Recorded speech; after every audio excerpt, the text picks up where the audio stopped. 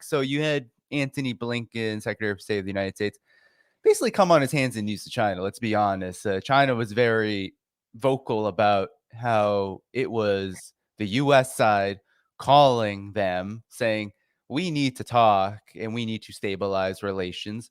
Antony Blinken goes. This is after months and months of just no answers from the Chinese side, saying, oh, that balloon incident, all of the things that happened afterward, the ridiculousness of all of this. No reason to talk. You're not being honest. You're not acting in good faith. This isn't diplomacy. Talk to you some other time. And so finally they picked up the call. Antony Blinken went. There was, a lot of enthusiasm about what happened. Stable relations are more stable now. This is a positive thing. Relations could be on track. And then you had Joe Biden. Joe Biden talks to these rich donors in California, comments again on the balloon incident. I swear, just last week, couple weeks ago, he was saying, it's a foolish thing. It didn't really mean anything. Who knows what happened? And then he tells these rich donors in California that, well, she's a dictator and dictators don't like not knowing what's going on. China was very infuriated by these comments. Yeah. And now Joe Biden is saying, oh, no, relations are going to be good. Don't worry. She and I will meet very soon. I mean, I don't even know.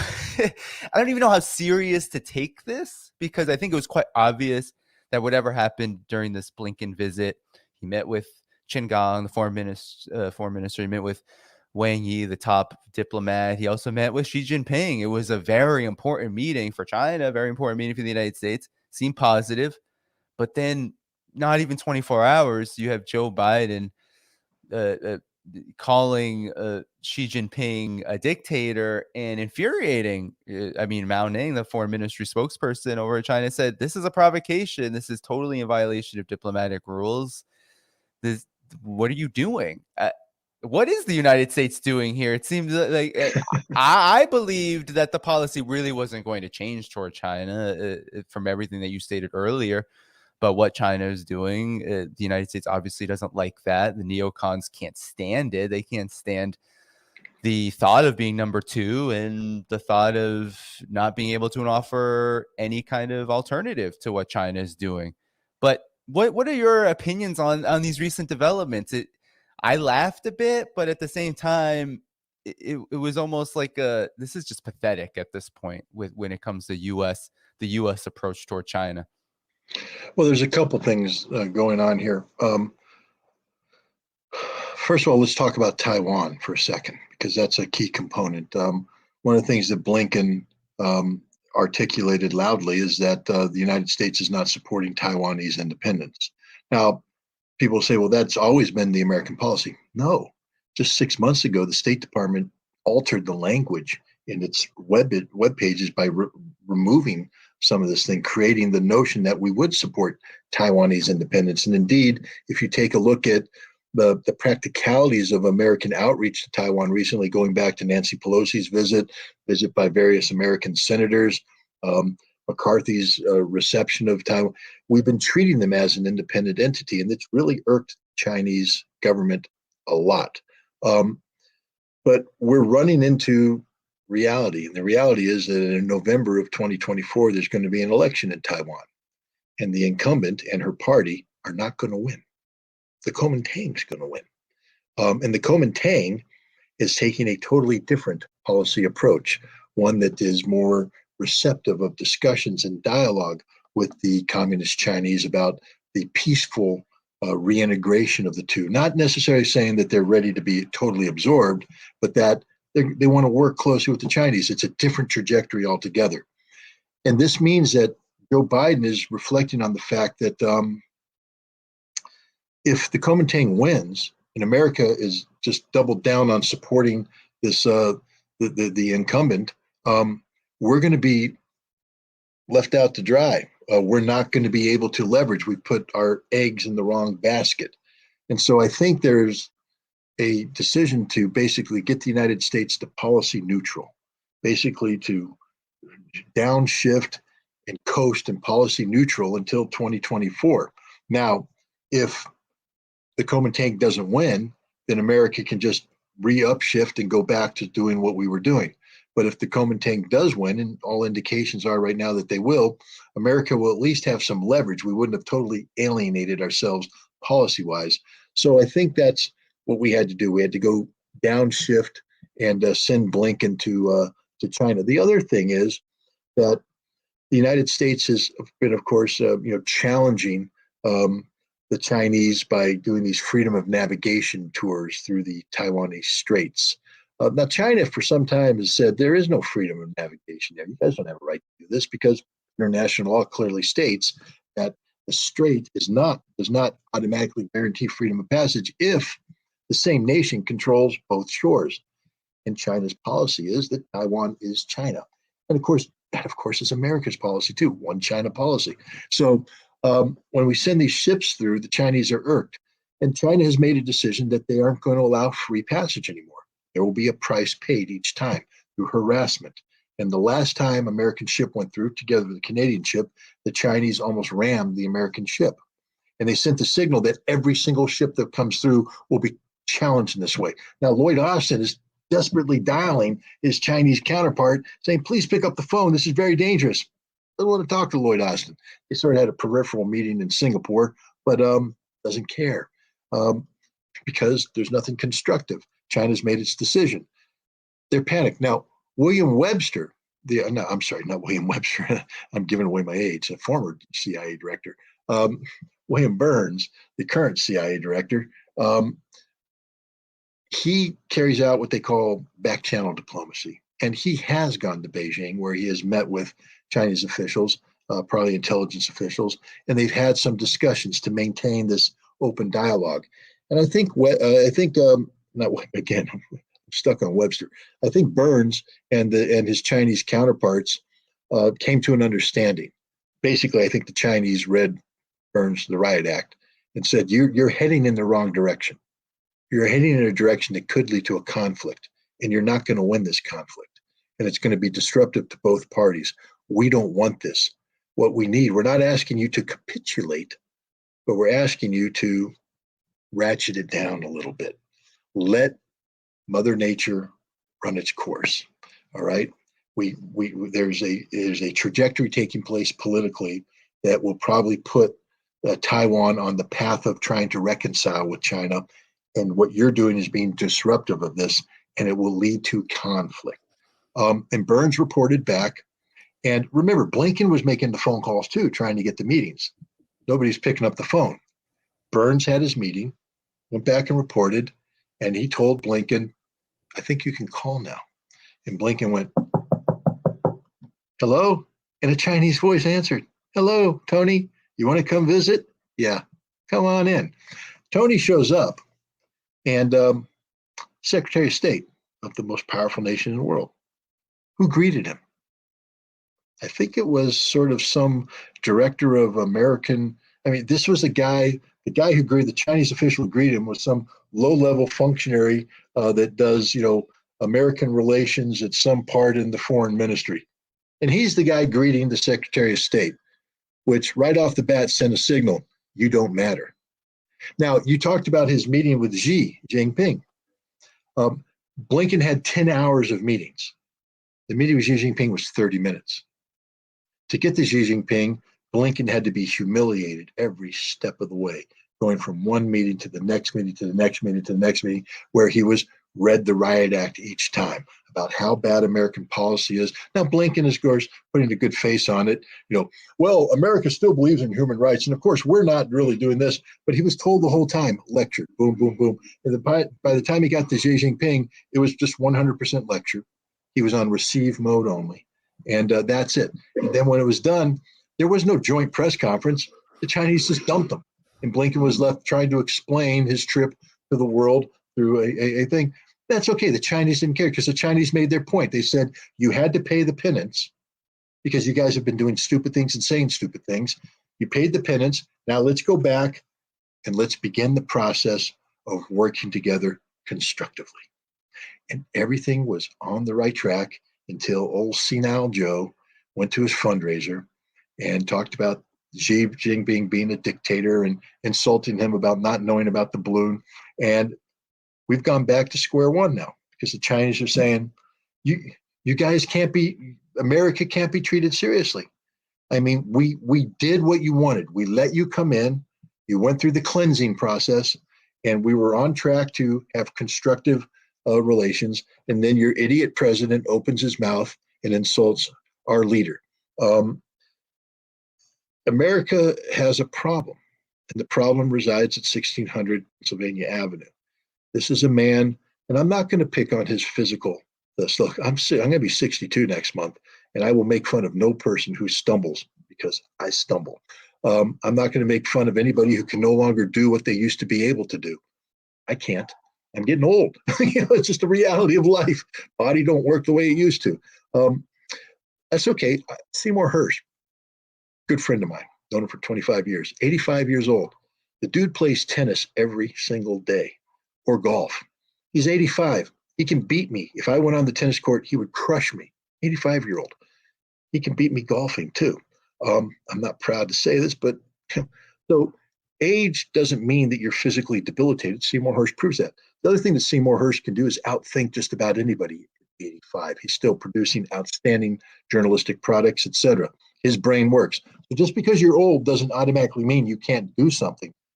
But understand that when you're old, sometimes it does mean you can't do something physically and mentally. I'm not going to, like I said, I'm not going to make fun of Biden's physical stuff. That's it. It's the brain. See, Franklin Delano Roosevelt proved that an American president doesn't have to be a stud to function. This man had polio. He had a bent and broken body, and yet he led America through the Depression and through the Second World War. So we could have stumbling Joe, and that wouldn't bother me. But we got to have thinking Joe. He can't think. This is a man who has lost the capacity to sustain normal mental function. He has his moments. I don't know if they're drug induced. I don't know. There are times when he shows eloquence, when he shows clarity of thought. But the president has to be on 24/7, 100% of the time. This president is not. And we've seen it over and over again in unscripted moments. That's where he's most dangerous. It's not just what he said about Xi Jinping. Understand that this is a man who went before people and talked about Vladimir Putin, saying, Putin's serious about using nuclear weapons against us. I predicted this. I predicted the drying up of the Colorado River, and I'm predicting this, and why you guys aren't listening to me. I don't understand. The man is just delusional, and he's hurting America's status. He's hurting the national security of the United States. And I think it's time for people to give serious thought to A, not letting him run for re-election again, and B, in the meantime, preventing the harm to the country, maybe starting to look at the 24th Amendment, because this man is a threat to the security of the United States of America. Well, another friend of the show, Cyrus Janskin, who just recently traveled to China, Shanghai, he said one of the biggest questions people asked him was, how could you let someone so obviously mentally unfit be president of the United States? I'm wondering. I'm Fair actually going to question. try to next, in a week and a half for about 10 days. And I'm wondering if I'm going to get that same question because I mean, and what's so interesting about this administration too, maybe just to close, I know I've kept you for so long, but like the whole administration kind of operates in this way. It's quite astounding, actually. You mentioned the Shangri-La dialogue, and you mentioned how China's defense minister, Li, what's his last name? Li Shangfu. He didn't want to meet. He hasn't been answering calls. Well, there's a good reason for that. The United States actually has sanctions on him based upon 2000 arms sales with Russia conducted in 2018. And of course, China's furious about this. And I mean, it's just that kind of approach. This kind of like China's doing this, China's doing that. They're being so bad. They're not following the rules. They're not respecting freedom of navigation, all the things that you mentioned.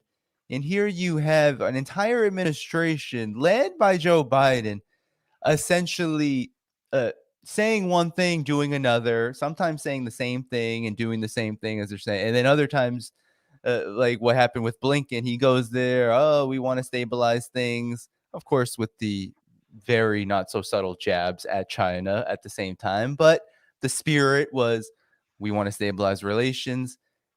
And then the next day, Biden says these things about Xi Jinping, and you have anonymous U.S. officials, probably in intelligence, probably within the administration. They're saying, "Oh, that wasn't on script. That wasn't supposed to happen." And yeah, we're very surprised by that. So when you have this, it's exactly as you said. It is.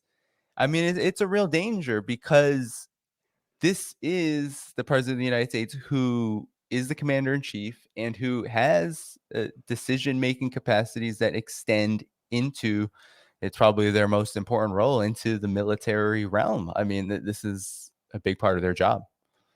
One of the things about foreign policy and national security policy and the nexus between the two is if you're advising, a national leader. Let's go back in time, Cold War, the Soviet Union, and we want to have arms control policy. We're worried about the potential conflict in Europe and elsewhere, and we have summits with Leonid Brezhnev. Nixon met with Brezhnev. Ford met with Brezhnev. We know Brezhnev. Carter's getting ready to meet with Brezhnev. And suddenly it becomes apparent that Brezhnev's brain's not working anymore, that he has to be led like a doddering old man up to the thing, and he reads speeches and he's slurring and all that. And now, from the American perspective, we're going, holy cow, Brezhnev's checking out, but who's in charge? We don't know. That creates unpredictability, because now we're like, how can we have confidence in consummating a deal with the Russians or any negotiation, because we don't know who's really in charge? Is it Dmitry Ustinov? He's there, but he shouldn't be in charge. That's not really. Is it the Politburo? Who in the Politburo is pulling the string? What's going on? And then Brezhnev kicks the bucket, and Andropov comes in, and we're like, okay, we know Andropov. We're ready. We can do this. And then he dies.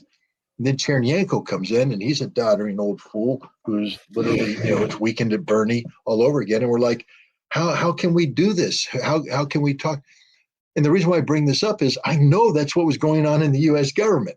We're like, we don't know who we're dealing with. That's why Gorbachev was initially a breath of fresh air, because everybody's going, okay, somebody we can do business with. We understand who he is. He's here. He's going to be here for a little while. It's all clear.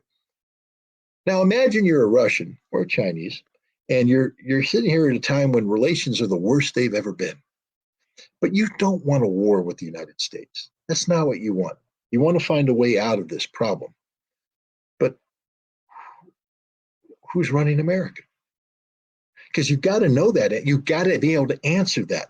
Who's running America? Who is the decision maker? Because if you know that, you can understand motivations, you can understand the strength of the decision, et cetera, the different power structures at play. But if you have Joe Biden, who is literally being led around, I mean, it's embarrassing. He's being led around. He is brain dead on stage. He just doesn't know what he's doing. He has to read from a script, but even then he gets it wrong. Hand over the heart during the national anthem that's not our own. God save the Queen. I mean, we can just go on and on and on about the stupidity of this man, which means that, when he's back in the Oval Office, is he in charge? Is he cognizant? Is he competent? And if the answer is no, then who's calling the shots? Who's in charge? Who's running it? And foreign powers don't know the answer. And so they're a little nervous. They don't want to deal with us. They won't consummate deals that otherwise could be consummated. And we're in a dangerous time where we need to have closure on some of these issues, but they can't trust America because they don't know who's making the decisions in America. And as an American citizen, I want to know too. He's the president. If he's not making the decisions, who is? And why are we allowing this? Is it done constitutionally? That would mean the vice president. but she's incompetent too. She's more incompetent in terms of, I mean, her brain allegedly works, but her working brain is actually more incompetent than Joe Biden's dysfunctional brain. So she's not being brought in. Who is it? It's not how America's supposed to work. This is dangerous. I mean, is it Joe Biden? I didn't vote for her. You didn't vote for her. Is she the one calling the shots, directing things behind the scene, similar to what Woodrow Wilson's wife was doing back in the day when he had issues? That's not how America's supposed to work. And this is unhealthy for America, for the world. And that's why people need to reflect on this. Again, it's truth in advertising. I think I have to be honest. I hate Joe Biden. I have a reason to. He and I have a history. I have no respect for the man. Never have, never will. But he is the commander in chief. That's a statement of fact. And therefore, one would hope that he is in full control of his faculties, that he is mentally capable of doing the job, and he's not. And so my position here isn't because I hate Joe Biden. The position I'm taking is because I love America, and I want a competent president to be in charge, even if I disagree with everything about the man. We at least need to make sure that his brain works so that he can do the job that the voters elected him to do, believing who he was. People elected Joe Biden because they thought that he was competent, that they thought that he had this vast experience. That's all gone. When your brain starts to go, it doesn't matter how competent you used to be. You are dysfunctional, and Joe Biden is dysfunctional. He is not capable of doing this job in a sustained fashion, and it's a threat to America. It's a threat to the world. Thank you for tuning in to my latest video. I appreciate all of your support. This channel, however, needs your help. I am seeking to make this channel more sustainable in the long term and upgrade necessary equipment to ensure that this work continues onward and makes progress to give you all of the geopolitical analysis that you all deserve.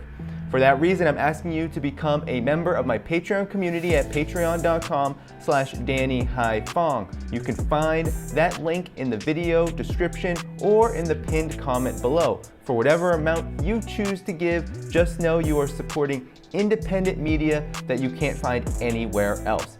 Thank you so much, and I look forward to the next video.